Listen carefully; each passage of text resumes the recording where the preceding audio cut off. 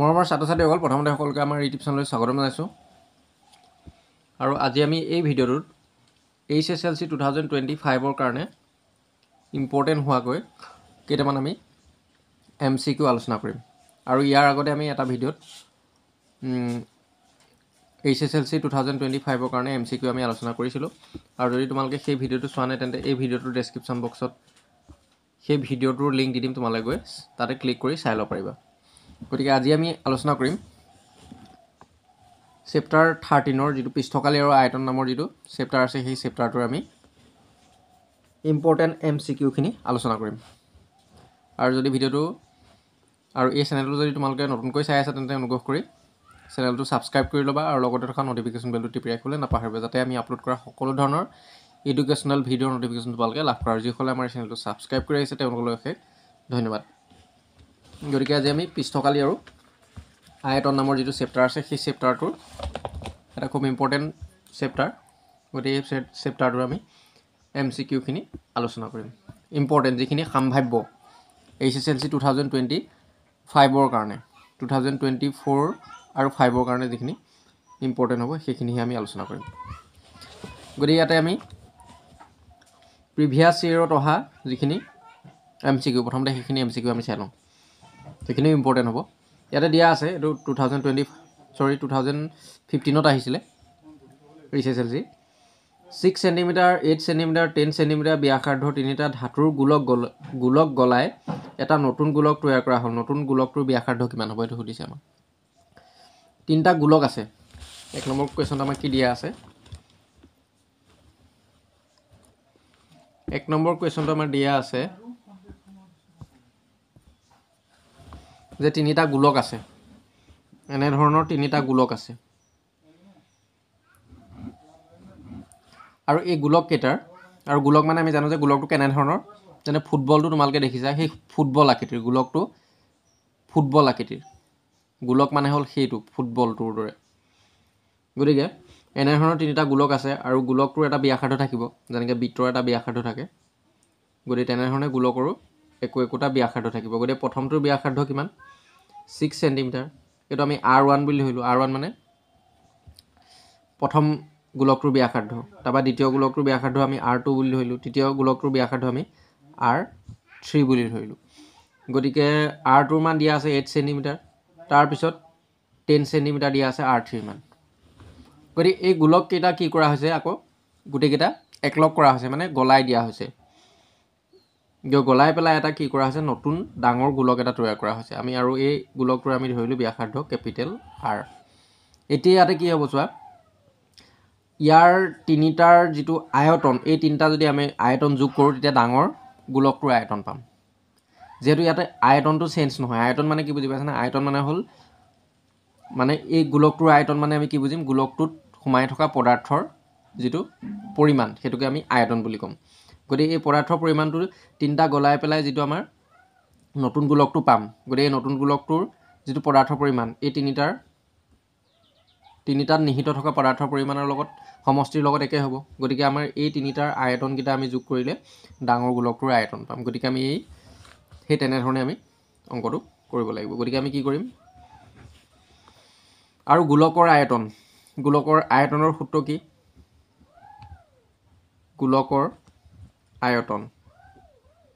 গোলকৰ আয়তনটো আমি জানিব লাগিব। গোলকৰ আয়তন হ'ল 4/3 পাই R3। এইটো হ'ল গোলকৰ আয়তন। গতিকে এতিয়া আমি তিনিটা গোলক, আমাৰ যিহেতু ইয়াত তিনিটা গোলক আছিলে, গতিকে তিনিটা গোলকৰ আমি আয়তনটো যোগ কৰিম। যোগ কৰি পেলাই আমি কি পাম, ইজুকেলটো আমি ডাঙৰ গোলকটোৰ আয়তন পাম। গতিকে 4/3 পাই R3, ইয়াতে Rটো আমি যিহেতু প্ৰথমটোৰ কাৰণে উলিয়াইছোঁ, প্ৰথম গোলকটোৰ কাৰণে, গতিকে R13 হ'ব, প্লাছ 4/3 পাই R3। চবতে সূত্ৰটো একেই হ'ব, কিন্তু ব্যাসাৰ্ধটো বেলেগ বেলেগ। গতিকে ইয়াত 2 নম্বৰ ব্যাসাৰ্ধ এইটো। তাৰপিছত আকৌ 3 নম্বৰটো একেই, 4/3 পাই R3, কিন্তু এইটো 3 নম্বৰ গোলকটো। ইজুকেলটো আমি কি পাম, ডাঙৰ গোলকটো 4/3 পাই R3। গতিকে এইটো আমি ডাঙৰ গোলকটোৰ কেপিটেল R ধৰিছিলোঁ, সেইকাৰণে আমি কেপিটেল R3 দি দিছোঁ। এতিয়া ইয়াতে চোৱা, আমি যেহেতু 4/3 টো 4/3 পাইটো এইফালে লেফ্ট হেণ্ড ছাইডৰ চবতে আছে 4/3 পাই 4/3 পাই 4/3 পাই গতিকে আমি কমন লৈ দিম 4/3 পাইটো আমি কমন লৈ দিম গতিকে কমন লৈ দিলে ভিতৰত কিমান থাকি যাব সবৰ পৰাই 4/3 পাইটো মানে কটাকটি গুচি যাব গতিকে এটো ইয়াত কিমান থাকি যাব 4/3 পাইটো গুচি গলে কমনত গুচি গলে r1 কিউব এটো থাকি যাব r2 কিউব প্লাস এটো থাকি যাব r3 কিউব তাপা ইফালে হ'ব 4/3 পাই r কিউব বুজি পাইছানে গতি ইয়াতে 4/3 পাই 4/3 পাইটো আমি যেহেতু পক্ষান্তৰ কৰিলে কটাকটি গুচি যাব এফালে এটো পূৰ্ণত আছে এফালে গৈ হৰণ হৈ গুচি গলে এটো কি হৈ যাব 4/3 পাইটো ইয়ালত পূৰ্ণত আছে এফালে গলে হৰণ হৈ গুচি যাব গতি 4/3 পাই 4/3 পাই হৰণ কৰিলে কিমান হ'ব 1 হৈ যাব গতি কটাকটি গুচি যাব মানে গতি থাকি যাব কিমান এফালে r1 cube plus r2 cube plus r3 cube equal to r cube বুজি পাইছানে মানে আমি কেনে ধৰণে কৰিব পাৰো গতিকে আমি গম পালো যে আয়তন গিটা আমি যদি ইকুৱেল কৰো মানে ইয়াৰ এই তিনিটা যদি যোগ কৰি পেলাই সমান ইকুৱেল টু আমি ডাঙৰ আয়তনটো উলিয়াও তেতিয়া আমি কেনে ধৰণে কৰিব পাৰিম r1 cube plus r2 cube plus r3 cube equal two ডাঙৰ গোলকটোৰ ব্যাসাৰ্ধৰ কিউব জাস্ট এটো মনত ৰাখিলে হ'ল আৰু এটো কেনে ধৰণে উলিওৱা হৈছে হেতু মনত ৰাখিবা যদি তোমালকে পৰীক্ষাত কৰিবলগীয়া হয় জাস্ট এনেকে কৰিলে হ'ল r1 cube plus r2 cube plus r3 cube equal two r cube ইখিনি কি হ'ল ইখিনি কটা গুচি গ'ল গতে ব্যাসাৰ্ধ গিটা থাকিব গতে ব্যাসাৰ্ধ গিটা আমি 6 কিউব কৰিম প্লাস 8 কিউব কৰিম প্লাস আমি কি কৰিম 10 কিউব কৰিম ইকুৱেল টু r কিউব গতে গটেইটা কিউব কৰিব লাগিব 6 তিনটা পূৰণ 8 তিনটা পূৰণ 10 তিনিটা পূৰণ ইয়াৰ পিছত আমি কি কৰিব লাগিব সোৱা 6 কিউব কৰিব লাগিব 6 কিউব মানে হল 6 তিনটা পূৰণ 6 পূৰণ 6 পূৰণ 6 মানে যেহেতু 6 ৰ ওপৰত 3 আছে ঘাত এটো ঘাত বুলি কয় 6 ৰ ওপৰত থকাটো এটো পাৱাৰ মানে ইংৰাজীত পাৱাৰ অসমীয়াত ঘাত বুলি কয় গতে যিমানটা ঘাত আছে সংখ্যাটোৰ ওপৰত যিমানটা ঘাত আছে হিমান বাৰ সংখ্যাটো পূৰণ গতে 6 6 তিনিবাৰ পূৰণ গতে 216 8 ৰ ওপৰত তিনিটা ঘাত আছে নহয় 8 তিনিবাৰ পূৰণ 8 কিউব মানে 8 পূৰণ 8 পূৰণ 8 গতে কিমান পাম 512 পাম আৰু 10 কিউব মানে 10 তিনিবাৰ পূৰণ কৰিব লাগিব গতিকে আমি পাম 1000 আৰু গতিকে আমি যোগত আছে যেহেতু যোগ কৰিব লাগিব যোগ কৰিলে আমি কিমান পাম 1728 ইকুৱেল টু r কিউব এটা r কিউব যে আছে এতিয়া আমি r কিউব থাকিলে দে আমি r ৰ মানটো যেতিয়া উলিয়াব লাগিব এটাকে r ৰ মানটো উলিয়াবলৈ 1728 ৰ আমি ঘনমূল উলিয়াব লাগিব আৰু ঘনমূলটো আমি কেনে ধৰণে উলিয়াম সোৱা এটা আমি উৎপাদক বিশ্লেষণ কৰি পেলাই আমি ঘনমূল উলিয়াব পাৰো গতি 1728 ক আমি উৎপাদক বিশ্লেষণ কৰিম আৰু উৎপাদক বিশ্লেষণ কৰা মানে কি মানে মৌলিক সংখ্যাটো হৰণ কৰি গৈ থকা মৌলিক সংখ্যা মানে কোনবিলাক মৌলিক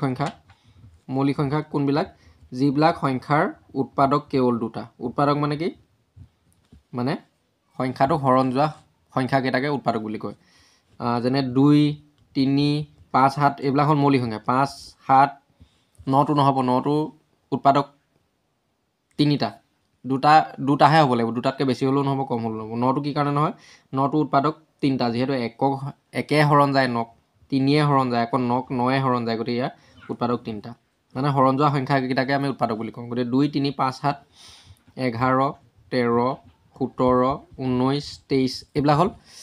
মৌলিক সংখ্যা গতি এই মৌলিক সংখ্যাবিলাকে হৰণ কৰি গৈ থাকিব লাগিব যদি 2 এ নাযায় 3 এ কৰিব লাগিব 3 এ নগলে 5 এ নগলে আমি 6 কৰিব নোৱাৰো 7 এ কৰিব লাগিব এনে ধৰণে আমি কৰি যাব লাগিব গতিকে 1728 ক আমি 2 এ হৰণ কৰিম 2 এ হৰণ কৰিলে কিমান হ'ব 2 এ হৰণ কৰিলে 864 পাম বেলেগত হৰণ কৰি পেলাই ইয়াত পাতিব পাৰা বা যেনে ধৰণে হৰণটো তোমালোকে জানাই গতি আপা 864 ক আমি 2 এ হৰণ কৰিব লাগিব আকৌ 2 এ যাব 432 পাম আকৌ 432 ক 2 এ হৰণ যাব আকৌ 2 এ হৰণ কৰিলে কিমান 216 পাম আকৌ 216 ক 2 এ হৰণ কৰিব লাগিব 2 এ হৰণ কৰিলে কিমান পাম 108 পাম তাৰপিছত 108 ক 2 এ হৰণ কৰিলে 54 পাম তাৰপিছত আকৌ 54 ক 2 এ হৰণ কৰিলে 27 পাম 27 ক আকৌ আমি কিহে হৰণ কৰিম 3 এ যাব 3 9 27 9 বাৰ যাব আকৌ 9 ক 3 এ যাব 3 3 গুণ 9 গতি এনে ধৰণে আমি উৎপাদক বিশ্লেষণ কৰি ঘনমূল লিয়াব পাৰিম যেহেতু আমি ঘনমূল লিয়াছো কিউব গতিকে আমি তিনটাৰ ভিতৰত আমি এটাহে লম 2 আমি তিনটা পূৰণ হৈ আছে নে আমি এটা লম ইয়াত 2 তিনটা পূৰণ হৈ আছে ন এটা লম আৰু 3 কেটা পালো আমি তিনটা পালো তিনটাৰ পৰা মানে তিনটাৰ পৰা আমি এটাহে লম 3টা 2 ৰ পৰা এটা আহিলে 3টা 2 ৰ পৰা এটা আহিলে তাৰপিছত 3টা 3 ৰ পৰা এটা 3 আহিলে মানে 2 পূৰণ 2 পূৰণ 3 গতিকে কিমান হৈ যাব r ৰ মানটো কিমান হৈ যাব মানে আমি এনেকেও পাতিব পাৰো R মানটো কিমান হ'ব যেহেতু আমি ঘনমূল লিয়াব লাগিব গতিকে 3টাৰ পৰা এটা ল'ব লাগিব গতিকে 2 পূৰণ 2 পূৰণ 3 মানে 2 পূৰণ 2 পূৰণ 3 মানে 2 দুগুণ 4 4 তিনিগুণ 12 গতিকে 12 সেন্টিমিটাৰ হ'ব নতুন গোলকটোৰ আয়তন কিমান হ'ব 12 সেন্টিমিটাৰ হ'ব আয়তন হয় সৰি ব্যাসাৰ্ধ নতুন গোলকটোৰ ব্যাসাৰ্ধ কিমান হ'ব 12 সেন্টিমিটাৰ ইয়াত দিয়া আছে 12 সেন্টিমিটাৰ 14 সেন্টিমিটাৰ সৰি 24 সেন্টিমিটাৰ 48 সেন্টিমিটাৰ 480 সেন্টিমিটাৰ গতিকে কিমান হ'ব 12 সেন্টিমিটাৰ হ'ব তাৰ পিছৰটো চোৱা কি দিয়া আছে দুটা গোলকৰ আয়তনৰ অনুপাত 64:27 সিহঁতৰ পৃষ্ঠকালীৰ অনুপাত কিমান হ'ব দুটা গোলকৰ আয়তনৰ অনুপাত মানে যেটো আমাৰ অনুপাত মানে হৰণফলটো আৰু কটাকটি কৰিবলৈ যেটো পাওঁ হৰণফল হেতুৱে গতিকে 64:27 দিয়া আছে সিহঁতৰ পৃষ্ঠকালীৰ অনুপাত কিমান হ'ব আয়তনৰ অনুপাত মানে আয়তনৰ হৰণফলটো দিয়া আছে গতিকে আমি দুটা গোলকৰ আমি প্ৰথম গোলকটো ধৰিলো ব্যাসাৰ্ধ R1 আৰু দ্বিতীয় গোলকটো ধৰিলো R2 ব্যাসাৰ্ধটো গতিকে গোলকৰ আয়তনৰ অনুপাত মানে হৰণফলটো গতিকে ইয়াতে আমি 4/3 আমি আয়তন মানে জানো যে 4/3 পাই r কিউব গতিকে 4/3 পাই r কিউব তাবা হৰণ কি কৰিব লাগিব 4/3 পাই r কিউব যেহেতু আয়তনৰ অনুপাত বুলি দিছে গতিকে আয়তনৰ অনুপাত মানে প্ৰথম গোলকটোৰ আয়তন ডিভাইডেড বাই বা হৰণ দ্বিতীয় গোলকটোৰ আয়তন গতিকে প্ৰথম গোলকটোৰ আয়তন যেহেতু আমি আমি ব্যাসাৰ্ধ R1 ধৰিছিলো গতিকে সেইকাৰণে ব্যাসাৰ্ধত আমি R1 পাতিম তাৰ দ্বিতীয় গোলকটোত আমি R2 ধৰিছিলো সেইকাৰণে R2 পাতিম গতিকে ইকুৱেল আমি কিমান পাইছো 64:27 বুলি দিয়া আছে গতিকে ওপৰত হ'ব 64 তলত হ'ব 27 গতিকে ইয়াতে আমি 4/3 কাটাকাটি যাব পাই কটাকটি যাব পাই কটাকটি যাব গতিকে থাকিব কিমান R1 cube divided by R2 cube equal to 64/27 হ'ব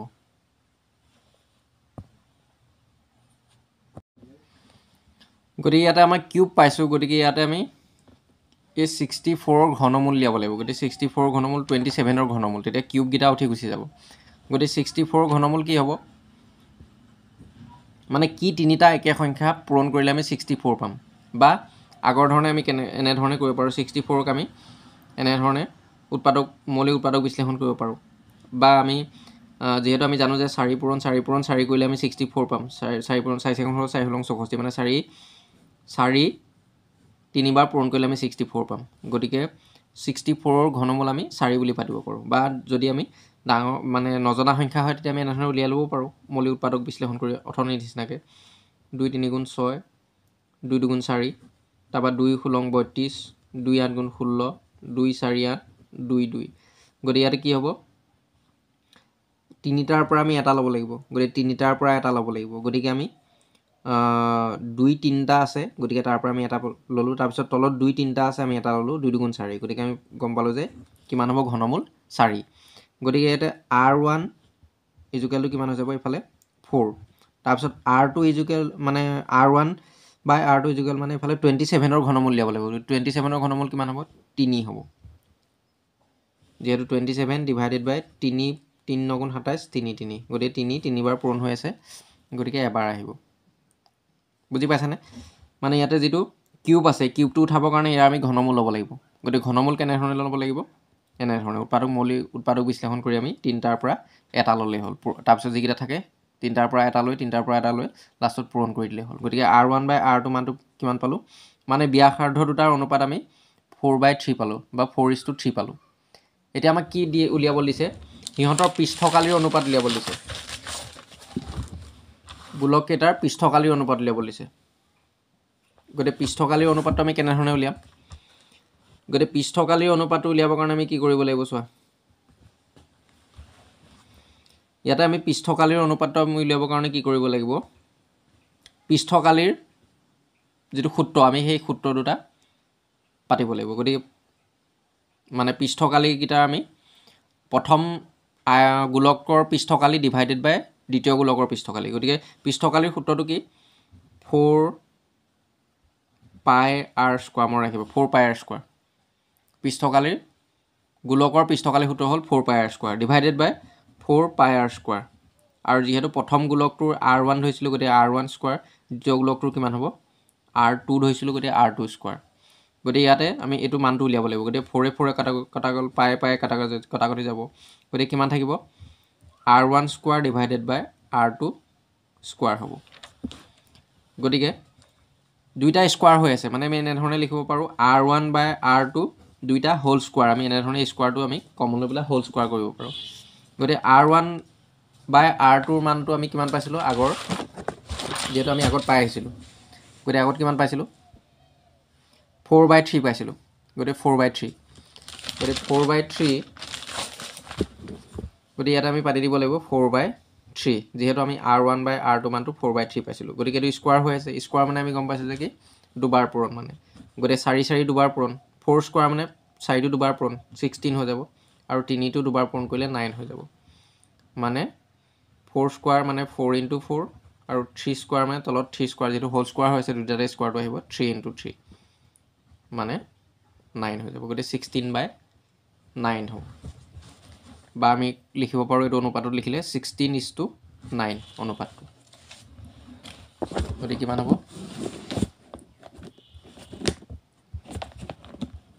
16:9 অনুপাত হ'ব। আৰু ইয়াৰ পিছৰখিনি আমি নেক্সট ভিডিঅ'ত আলোচনা কৰিম। আৰু যিহেতু আমি বহুত দিন মই এই চেনেলত ভিডিঅ' আপলোড কৰা নাই, আজি নতুনকৈ কৰিছোঁ। গতিকে আজি আমি কেৱল দুটা কুৱেশ্যনে আমি আলোচনা কৰিছোঁ। গতিকে পিছত আমি নেক্সট ভিডিঅ'ত আমি ভালদৰে আলোচনা কৰিম, আৰু ইয়াৰ পিছৰখিনি আমি নেক্সট ভিডিঅ'ত আলোচনা কৰিম। এনেধৰণে প্ৰত্যেক দিনাখনেই আমি ভিডিঅ' আপলোড কৰিম। গতিকে তোমালোকে অনুগ্ৰহ কৰি চেনেলটো ছাবস্ক্ৰাইব কৰি ল'বা, আৰু যদি ভিডিঅ'খিনি ভাল পাইছা তেন্তে অনুগ্ৰহ কৰি তোমালোকৰ যিখিনি লগৰ ফ্ৰেণ্ডলৈ শ্বেয়াৰ কৰিবলৈ নাপাহৰিবা। যদি কোনোবা তোমালোকৰ HSLC দিয়া কোনোবা লগৰ ফ্ৰেণ্ড আছে, গতিকে সেই ফ্ৰেণ্ডসকললৈ শ্বেয়াৰ কৰিবলৈ নাপাহৰিবা। আৰু যিমানে মানে ভিউ আহে বা কমেণ্ট আহে, সিমানে আমাৰ মানে ভিডিঅ' বনাবলৈ উৎসাহ হয়। গতিকে সেইকাৰণে মই আজি নতুনকৈ, যিহেতু মানে নতুনকৈ নহয়, বহুদিন ভিডিঅ' দিয়া নাছিলোঁ, এতিয়া যিহেতু ভিডিঅ'টো মানে আজি আপলোড কৰিছোঁ, গতিকে আজি আমি বিশেষ দীঘলীয়া ভিডিঅ' মই নবনালোঁ। গতিকে এইখিনি আমি পিছৰখিনি আমি নেক্সট ভিডিঅ'ত আলোচনা কৰিম।